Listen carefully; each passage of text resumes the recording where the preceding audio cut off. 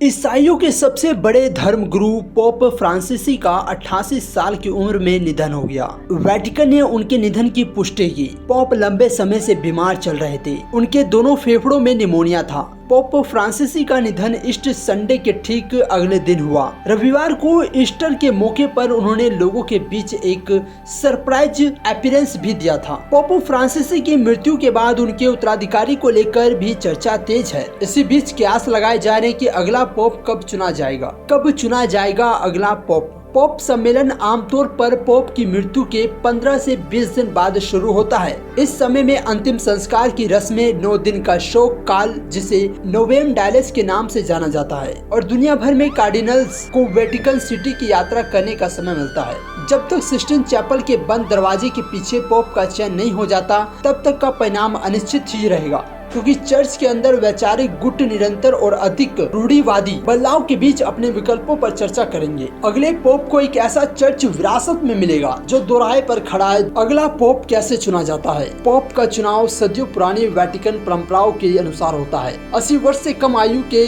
Cardinals का college cysteine chapel के अंदर गुप्त मतदान करेगा। नए पोप का चुनाव करने के लिए 2/3 बहुमत की जरूरत पड़ेगी। अगर कोई आम सहमति नहीं बनती है तो मतदान के अतिरिक्त चरण तक जारी रहेंगे, जब तक कि एक जरूरी समर्थन वाला उम्मीदवार सामने नहीं आ जाता। इसके अलावा जब मतदान के एक चरण में आम सहमति नहीं बनती है तो मतपत्रों को जला दिया जाता है, और सिस्टीन चैपल की चिमनी से निकलने वाला काला धुआं टेलीविजन पर और सेंट पीटर्स स्क्वायर में मौजूद लोगों को संकेत देता है कि सम्मेलन जारी है। वहीं सफेद धुआं दिखाई दे तो समझ लीजिए कि नया पोप चुन लिया गया है।